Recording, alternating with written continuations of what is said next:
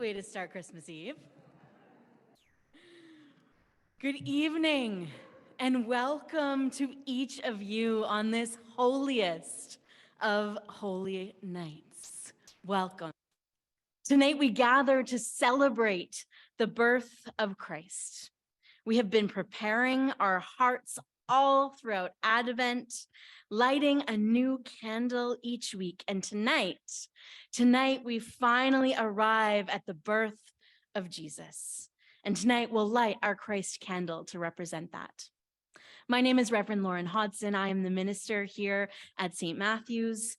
And on behalf of my colleague, Reverend Russ, the minister of Bloor Street, and myself and the entire music team, we welcome you to this shared St. Matt's Bloor Street Christmas Eve service. It is so good to see the sanctuary full of people. You can feel the energy. And we also know that our worshiping community extends beyond this space. For those who are joining on Zoom, welcome to you as well. It is so fantastic to know that we have this expansive worshiping community tonight.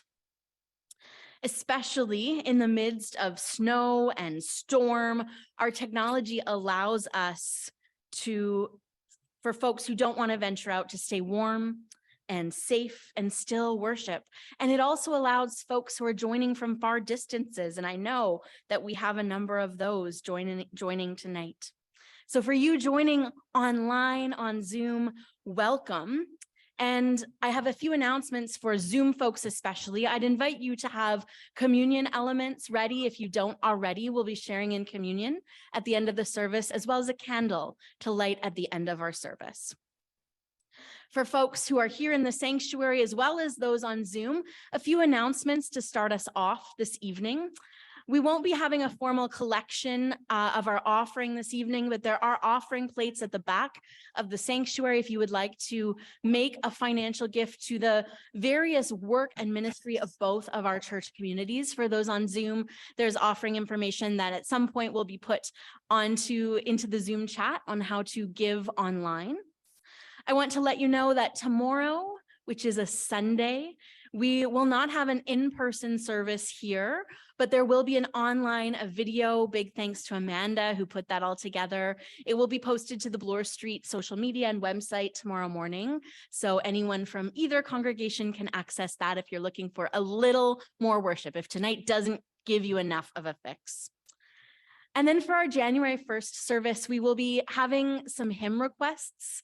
as part of that service, carol singing. So if you have any hymn requests that you would like potentially included in the January 1st service, please send an email to Mikey or Paul, and that will help with our planning.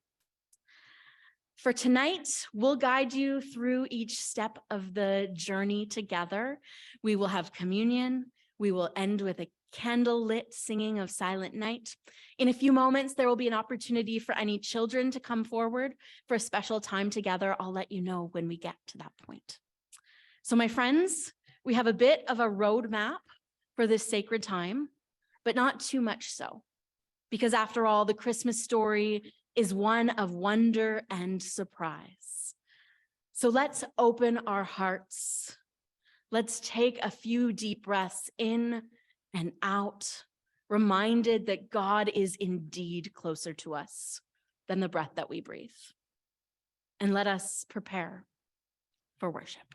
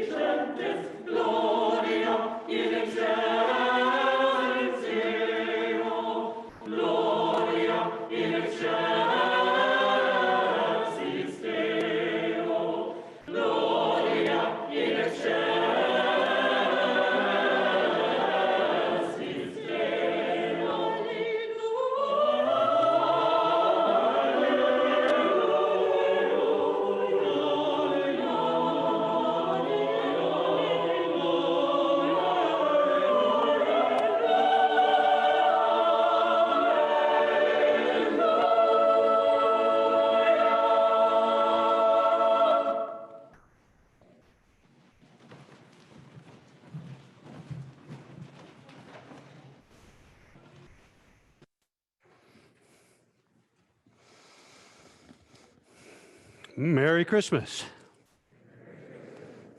Thank you. As we move into this service and into our land acknowledgement, I would like to do our land acknowledgement in a way that is particular to Christmas. Our story takes place on the land of Palestine, amidst the nation of Israel.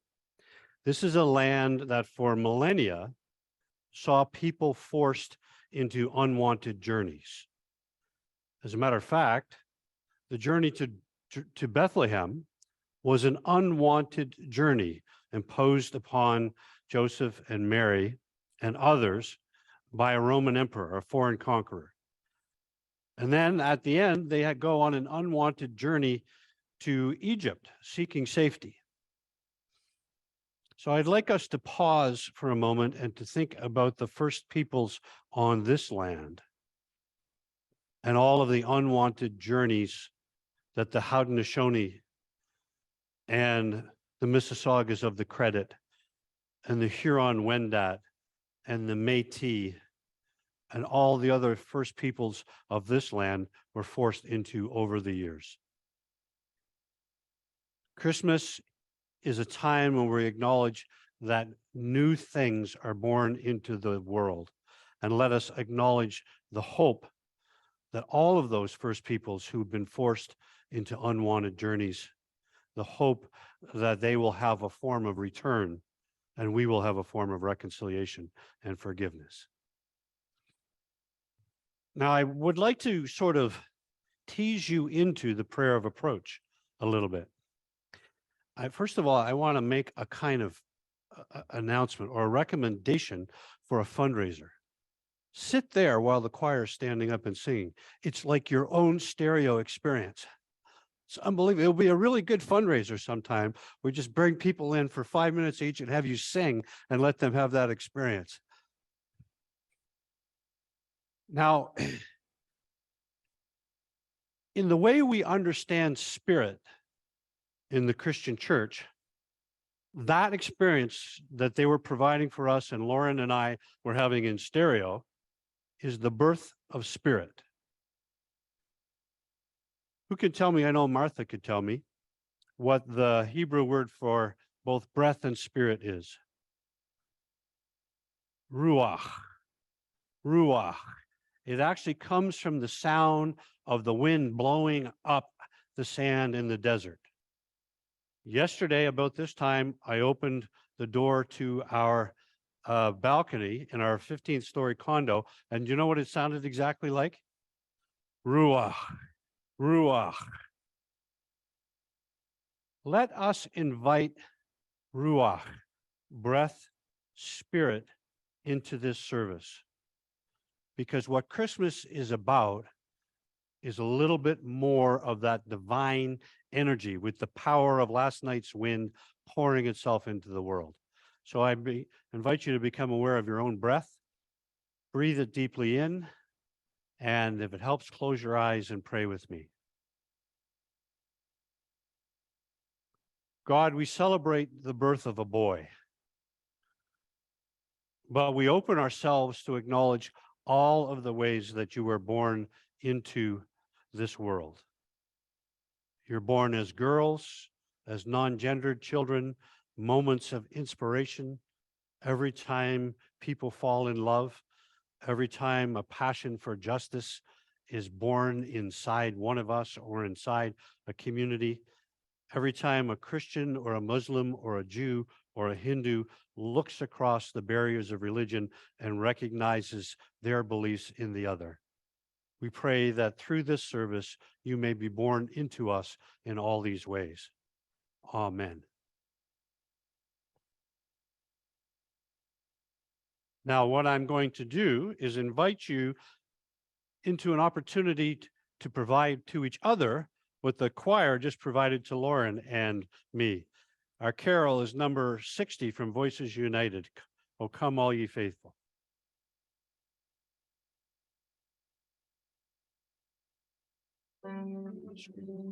Words on the screen.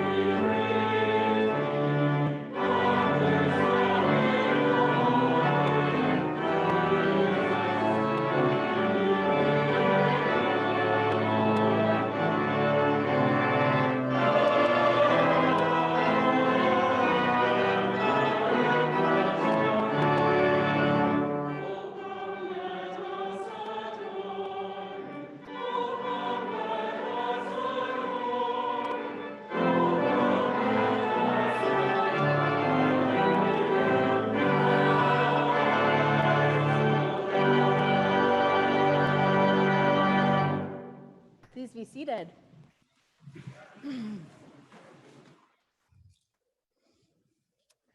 At this time, is my mic on here? At this time, I would invite all of the children forward if you want to come up for a few moments together.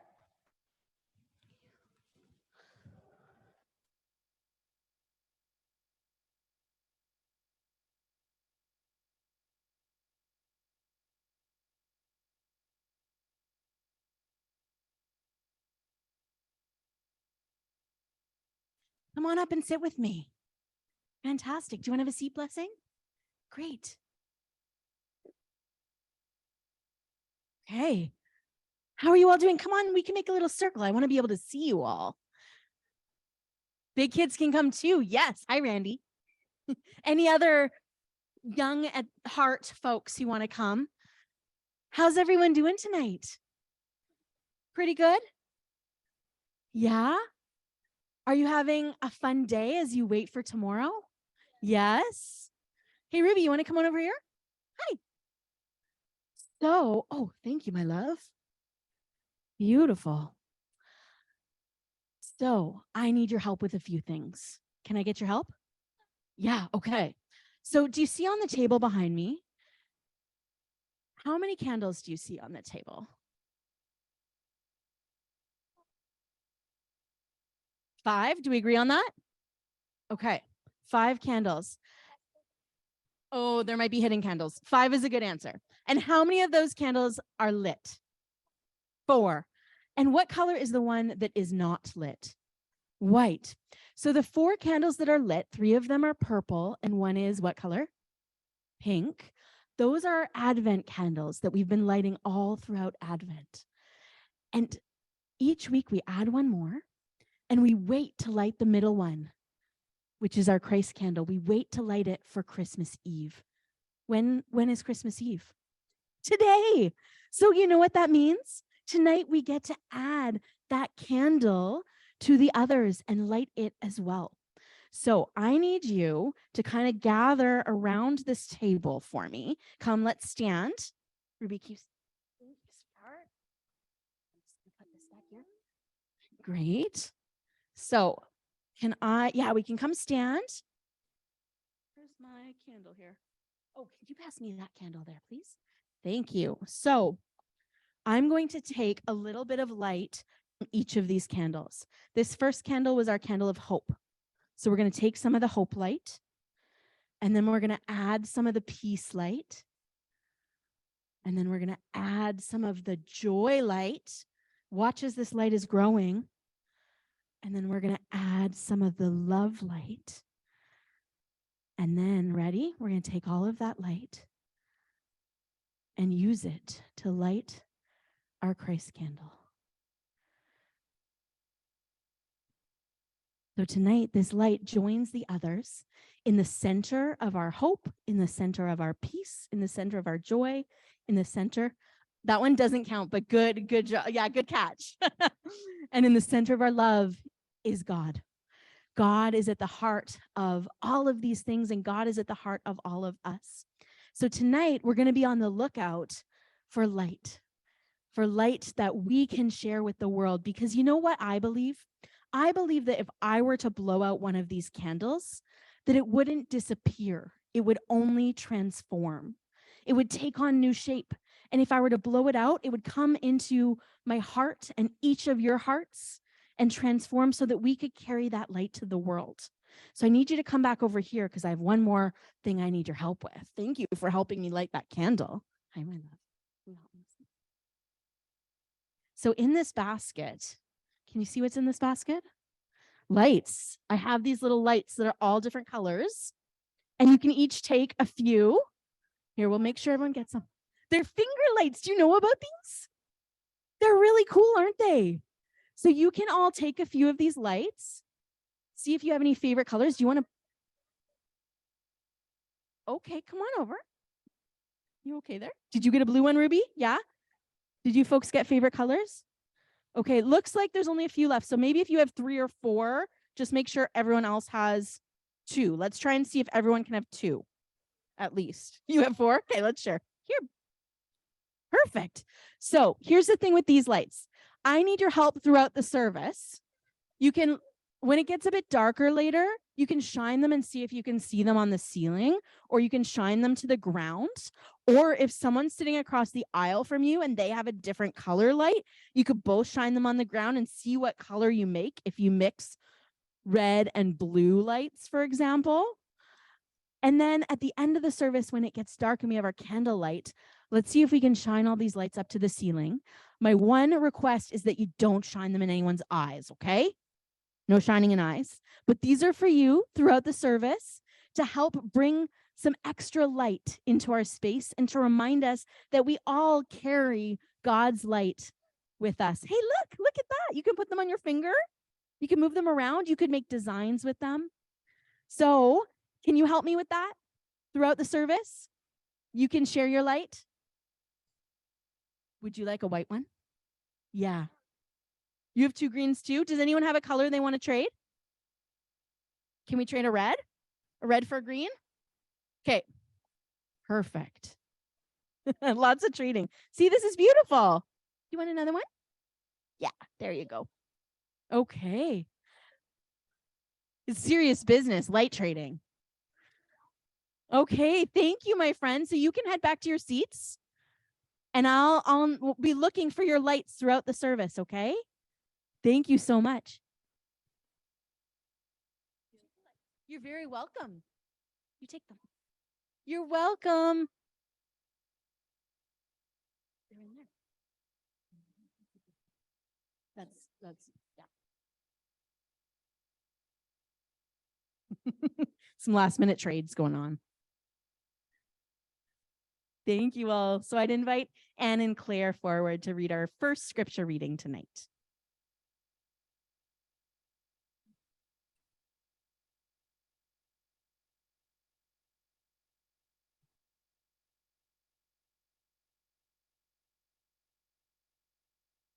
In those days, a decree went out from Caesar Augustus that all the world should be registered. This was the first registration and was taken while Quirinius was governor of Syria. All went to their own towns to be registered. Joseph also went from the town of Nazareth in Galilee to Judea, to the city of David called Bethlehem, because he was descended from the house and family of David. He went to be registered with Mary, to whom he was engaged and who was expecting a child. While they were there, the time came for her to deliver her child, and she gave birth to her firstborn son and wrapped him in bands of cloth and laid him in a manger, because there was no place for them in the inn. Now in that same region, there were shepherds living in the fields, keeping watch over their flock by night. Then an angel of the Lord stood before them, and the glory of the Lord shone around them, and they were terrified. But the angel said to them, "Do not be afraid, for see, I am bringing you good news of great joy for all the people. To you is born this day in the city of David a Savior, who is the Messiah, the Lord. This will be a sign for you. You will find the child wrapped in bands of cloth and lying in a manger." And suddenly there was with the angel a multitude of the heavenly host, praising God and saying, "Glory to God in the highest heaven, and on earth peace among those whom he favors." When the angels had left them and gone into heaven, the shepherds said to one another, "Let us go now to Bethlehem and see this thing that has taken place, which the Lord has made known to us." So they went with haste and found Mary and Joseph and the child lying in the manger. When they saw this, they made known what they had been told about the child, and all who heard it were amazed at what the shepherds told them. And Mary treasured all these words and pondered them in her heart. The shepherds returned, glorifying and praising God for all they had seen and heard, just as it had been told to them.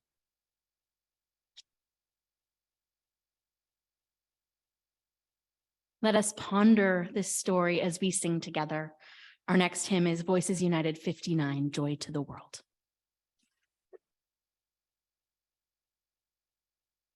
Lord,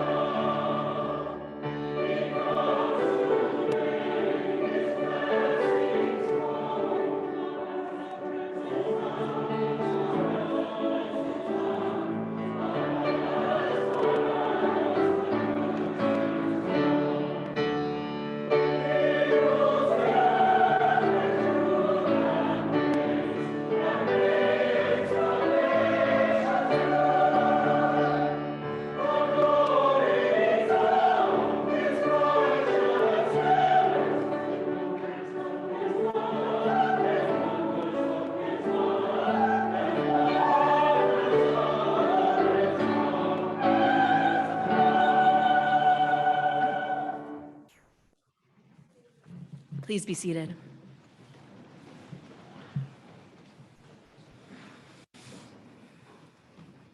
Tonight, as the shadows surround us, we move into the wonder and mystery of a story filled with all the stuff of our living. You're invited to come to ponder more deeply this tale that already lives within each of us, a journey of a lifetime. Mary in her disgraced condition, Joseph puzzled yet oh so loyal, off to do Rome's bidding in a land far away. The journey is risky, it's unsafe, it's unfamiliar. I'm sure that when Mary became pregnant, there was a lot of talk around town about her. But the thing is, she was simply an ordinary girl, an ordinary small town girl with all the regular small town girl dreams and fears and desires. We hear the story, this Christmas story, and the part of the story which Anne and Claire just shared, and it leads up to the birth of the child. And then often in the story, we skip ahead to the Magi, who very likely came months and even more likely years later to visit after the birth. But what about the things that took place in between? We heard a bit about it in our scripture tonight. After the labor was over and the baby was born, I imagine Mary holding Jesus in her arms, figuring out how to feed him. And that's when a group of shepherds arrived, telling Mary and Joseph and their babe that they'd been led to the stable by a group of angels, a group of shepherds led by a group of angels. I imagine that in that moment, something clicked for Mary. Something was made known for her. Because likely all along, she hadn't known what to expect. Her courage compelled her to keep saying yes, but each yes led to more uncertainty. It required more and more trust. And so amidst the barn and the smells and the animals, the Holy Family was greeted by a group of lowly shepherds, a reminder that God searches for us in our very humanity. If Mary and Joseph's ordinariness wasn't enough, and the vulnerability of a tiny baby called King wasn't enough, the shepherd's visit makes it incredibly clear that God values and celebrates our very humanness, flaws and all. And in that night of extraordinary appearing in the midst of ordinary, all of their lives were changed, which is indeed the invitation of this story, of this night. That even on a night like tonight, my friends, amid snow and storm and stress and celebration, amidst it all, amidst a story that might feel repetitive in our hearing of it, year to year, the same narrative, even now, our lives are more than changed, all because of Mary's one big yes to God. Friends, it's been another hard year, full of all the stuff of our living. And so our Christmas story offers an invitation. You might need a big invitation tonight. You might need a quiet, gentle one. Whatever you need, I pray you find it in this gathering and in this story. Because our Christmas story is filled with many big and hard yeses. Mary's yes to the angel, of course, but also the innkeeper's yes to let them use the barn. The cows, yes, to move over and make space for the humans. Joseph's yes to be the midwife. Saying yes to God isn't easy. God asks for big things that lead to important moments. And so I wonder, In this moment, on this Christmas Eve, what is God asking you to say yes to? How are you, like Mary and Joseph and the innkeeper and the cows, saying yes and letting God be born into the world once again? Maybe this big yes isn't for tonight. Maybe the yes in this moment is just to listen to the quiet gentleness of this story, to listen to the whisper of the angel wings, the sounds of the cows mooing, the lullabies for newborns. And then tomorrow, even when it's hard, even when we're tired, we're invited to once again say yes. We hear that Mary treasured all of the visitors' words, and she was left wondering and expectant of all that was still to come. And all that was still to come includes each of us. Each and every one of us part of this big, beautiful, chaotic story. That night, in that smelly stable in Bethlehem, holding a tiny, vulnerable baby, Mary could finally see how extraordinary each moment of our lives is, how precious and loved each of us, each human being in the world truly is. And on this night, we too are reminded the same. Because God's extraordinary love is not just for Mary or Joseph or even Jesus. It's for you and you and you and you. May it be so this sacred and stormy Christmas night and always. Amen.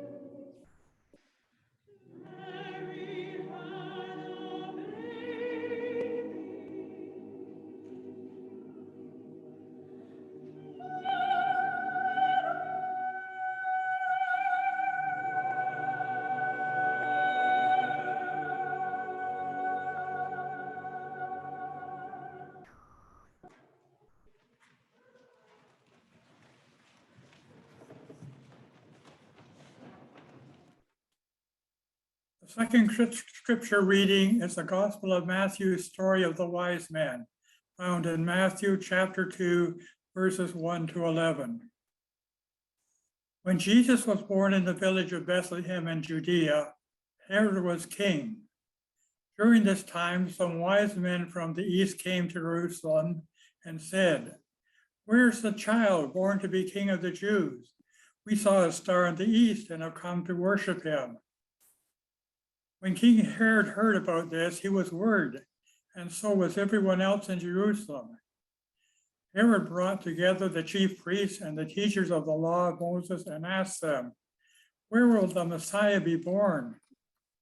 They told him, "He will be born in Bethlehem, just as the prophet wrote.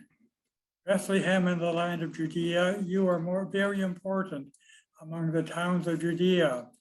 From your town will come a leader who will be like a shepherd for my people Israel." Herod secretly called in the wise men and asked them when they had first seen the star. He told them, "Go to Bethlehem and search carefully for the child. As soon as you find him, let me know. I also want to go and worship him." The wise men listened to what the king said and then left. And the star they had seen in the east went ahead of them until it stopped over the place where the child was. They were thrilled and excited to see the star.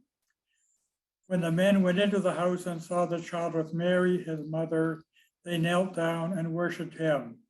They took out their gifts of gold, frankincense, and myrrh and gave them to him.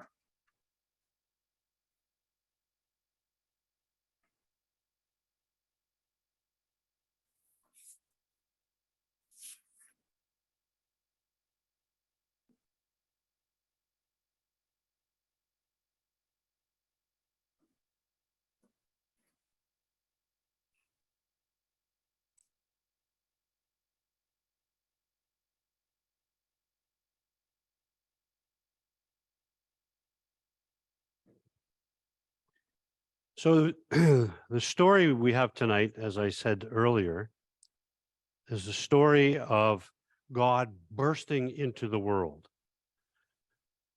in one child. But just as the resurrection was not an individual event, neither is the birth. Christ is born in Jesus, but the world is torn open and more God pours into it. More spirit pours into it. More divinity pours into it. And many are changed by this.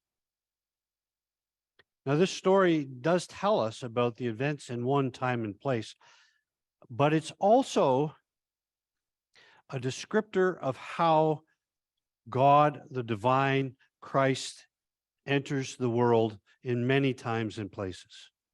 Some very small and personal, and some huge and world-changing.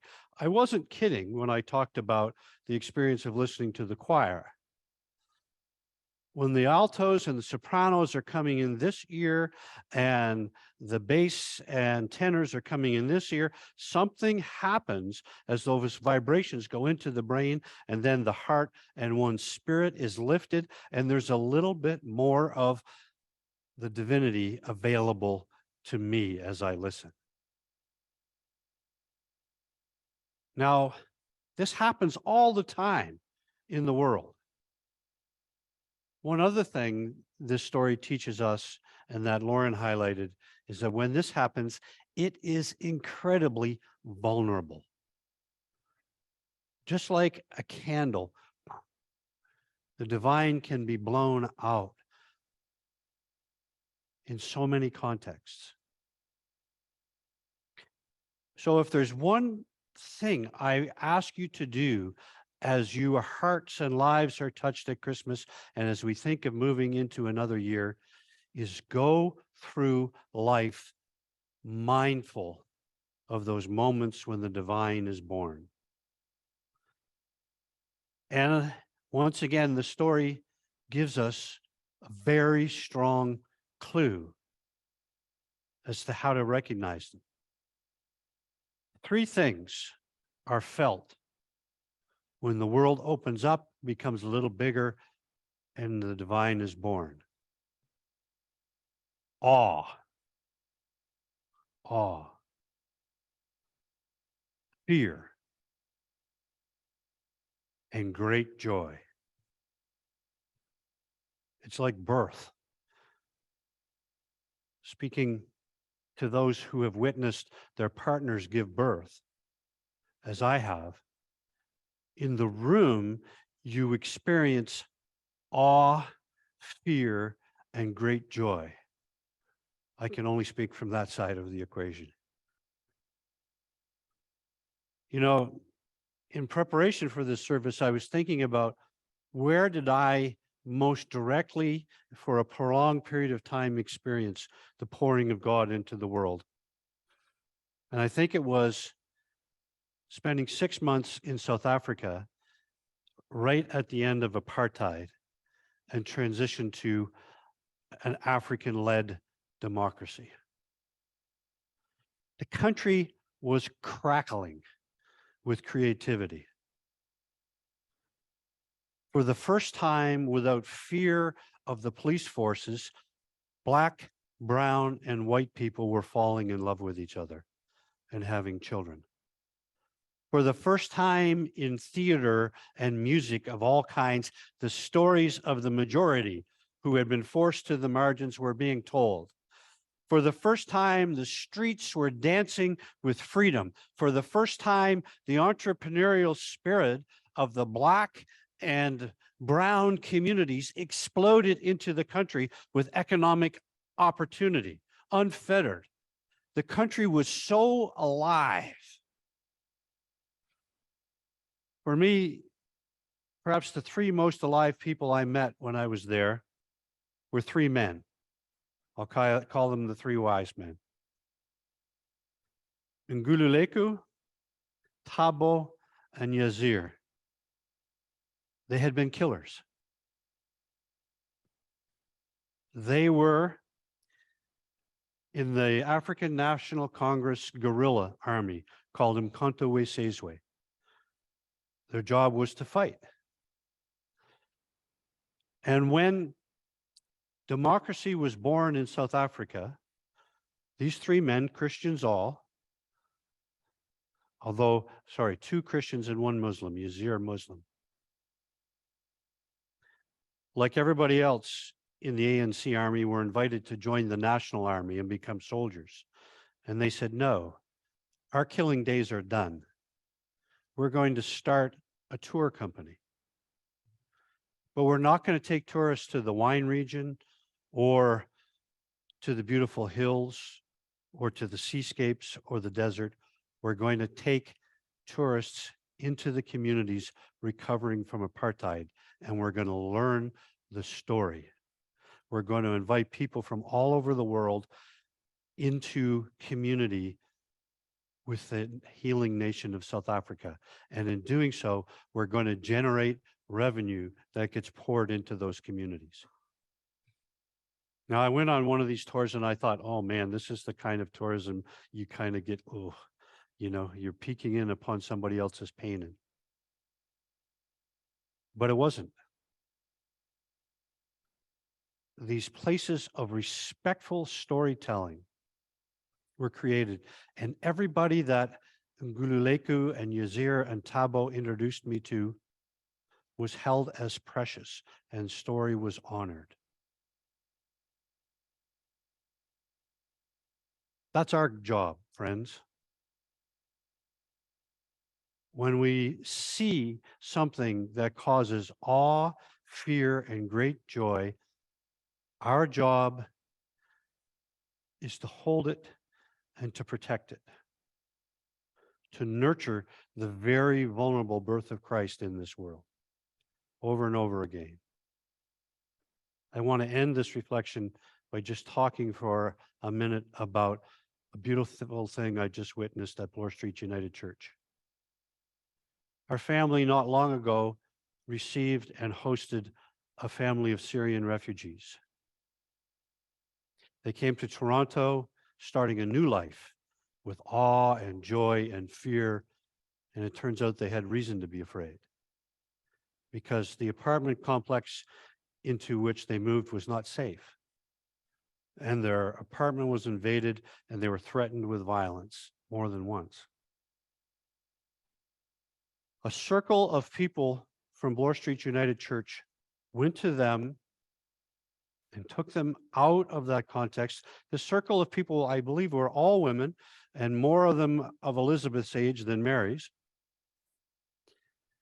And one of them took this family into her home. Ironically, the woman who did that is named Mary.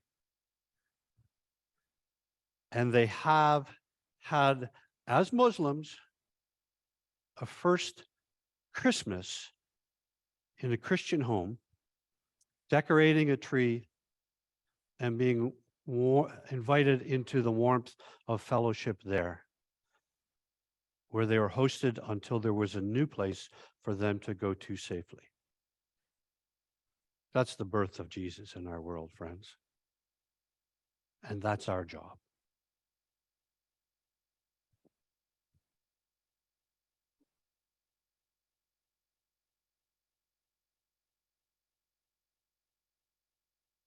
But right now, our job is to sing with at least awe and joy. The Virgin Mary had a baby boy, Voices United 73.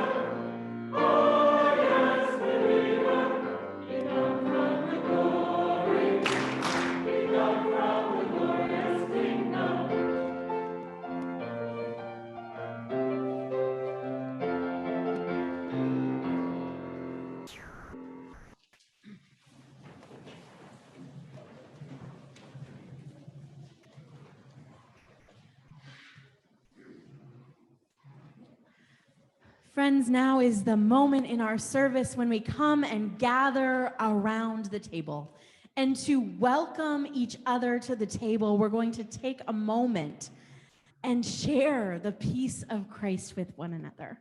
I'd invite you, as you're able, for those in the sanctuary, to look around the space, maybe stay put where you're seated, but stand as you're able and look around the space, sharing a sign of peace, whether that be a peace sign like this, or a peace sign like this, or hand over a heart, whatever that looks like for you. But take a moment to look into the eyes of one another, to feel connected by heart to one another, and share the peace of Christ. And for those on Zoom, now is a wonderful moment to go into gallery mode so you can see all those with whom you're gathered. Beloveds, the peace of Christ be with you all. So with you. Let us share that. With you. Mm-hmm. The eyes. A wonderful way to be welcomed to this table. This is a table of peace, a table of friendship, a table of abundance. And I have a few announcements about how we're going to logistically do communion, but I want to start off with the most important announcement, which is that this is the table of Jesus Christ. So no matter who you are, no matter where you come from, no matter what you believe, if you are thirsty and you are hungry and you long to gather around this table with Jesus, you are welcomed here. We're going to be receiving communion this evening at 2 stations at the front of each of these aisles. This station over here will have grapes as the juice, the cup. So if you're more comfortable with grapes, you are invited to this station. This station will have a cup with juice in it. And so if you come to this station, you're invited to take the bread and then dip it into the cup and enjoy the bread and the juice together. Here you'll be given a piece of bread and a grape. All of the bread is gluten-free. For the choir, you're invited to stay put where you are, and we have servers who will be bringing communion to you. Once those servers have served the choir, they'll also just be looking around the space. If you don't feel comfortable coming forward tonight, you'd rather stay where you are, there are 2 floaters who will be coming around. So try and make eye contact with them and give them a wave, and they'll come to you to bring you communion, communion at your seat. After you've received your communion, you'll then be invited, so everyone needs to come up these center aisles. You'll be invited to walk along the sides here. I always feel like an airplane attendant when I'm doing this.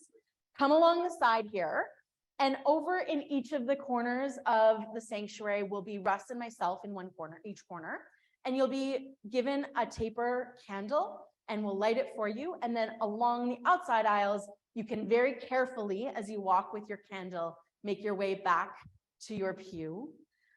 For those, there was a version of a bulletin that said we'd be forming a circle around the outside, but we are a big group.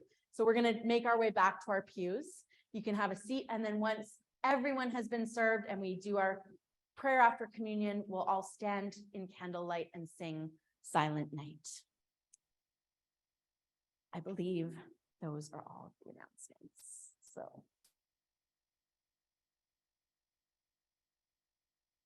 Return to the great Thanksgiving. Glory to God in the highest. And on earth, peace to all. Lift up your hearts. We lift them up to God. Let us give thanks to God. It is right to give God thanks and praise. In this moment of pause between preparation and celebration, heaven's membrane begins to tear, and eternity spills into time, and we meet you, God. In this moment of quiet, waters part and the songbird sings, and promise is fulfilled and belonging confirmed, and the Savior speaks through and a voice calls from heaven, whispering to us, "My beloved children," and we hear you. In this precious, oops, that's you. In this precious moment of bread and wine, between prophecy and promise, heaven slips in and waits for us. Over breaking bread and pouring wine, we hear my body, my blood, my love, my covenant.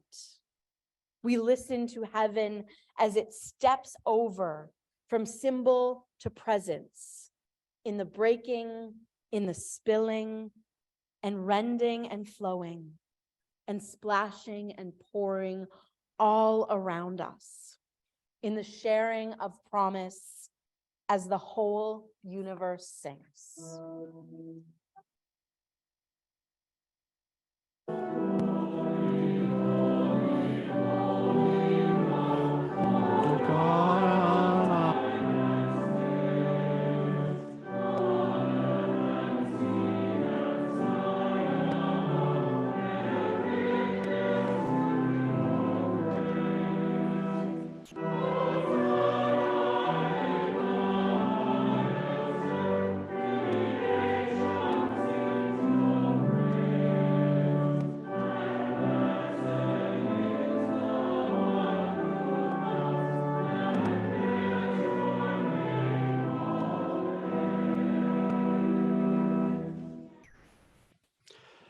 On this night of nights, our hearts are filled with gratitude, O God, for the gift of Jesus, your begotten.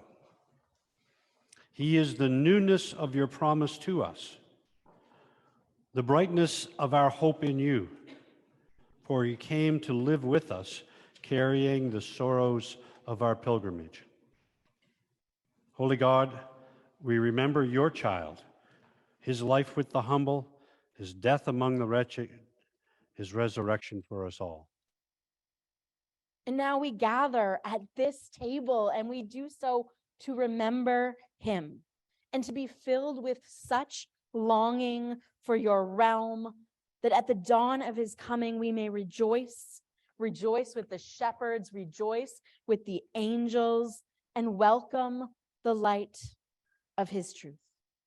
At this time, O God, we also remember all with whom you would have us share your feast. We pray for all who are in sorrow or in pain, all who are ill or alone, all who live with fear, oppression, or hunger, for all whom the world counts as last and least. We pray for the church and its many ministries, for nations as they strive for peace and justice, for the earth and the fragile web of life we share, for all our families and friends. We pray now together in words that Jesus taught. Ground of all being, mother of life, Father of the universe, your name is sacred beyond speaking. May we know your presence. May your longings be our longings in heart and in action. May there be food for the human family today and for the whole earth community. Forgive us the falseness of what we have done, as we forgive those who are untrue to us. Do not forsake us in our time of conflict, but lead us into new beginnings. For the light of life, the vitality of life, and the glory of life are yours, now and forever. Amen. We remember that when Jesus ate with his friends, he took a loaf of bread, and after blessing it, he broke it and he gave it to them, saying, "Take, eat. This is my body given for you. Each time that you do this, remember me." And then he took a cup, and after giving thanks, he passed it to his friends, saying, "Drink. This is the cup that is poured out for you, and it is the promise of God made in my lifeblood. Whenever you drink this, remember me." And so we say, "Send, O God, your Holy Spirit upon us and upon these gifts, that all who share in this loaf and this cup may be refreshed and rooted in your love for the world, a love we have known in Christ Jesus." The body of Christ, the bread of life.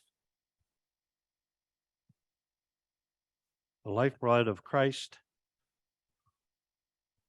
the cup of blessing. This is an open table. All are welcome. At this table, all are fed and no one turned away.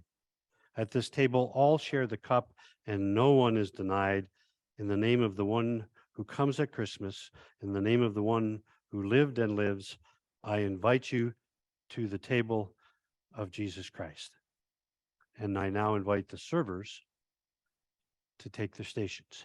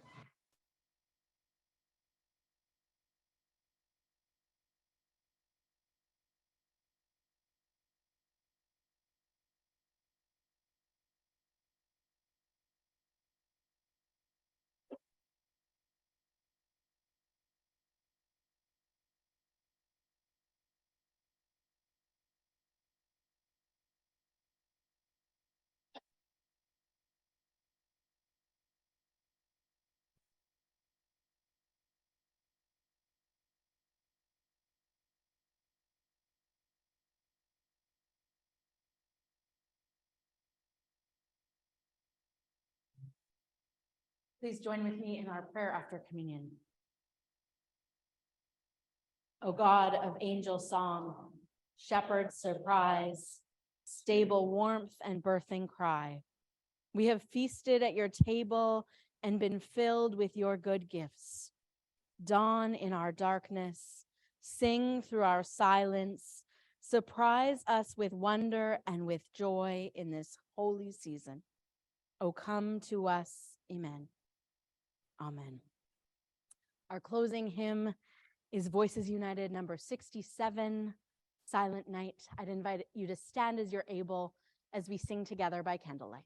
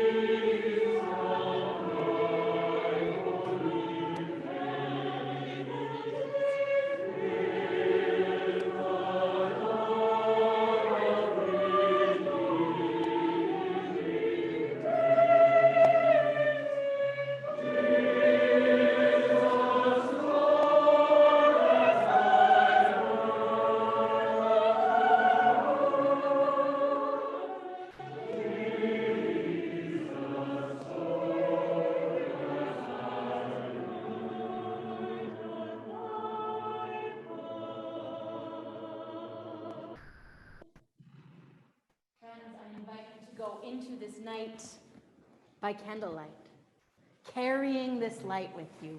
You might want to take your light, your candle out into the night with you, and if you want to take your candle home, you are more than welcome to do that. Or you might want to transform your light and leave your candle in the back. You're also welcome to do that. And so I invite you to watch. Watch as I transform this light. Watch as it moves into this space, into each of our hearts, light bearers, to carry the Christ child's light into the world.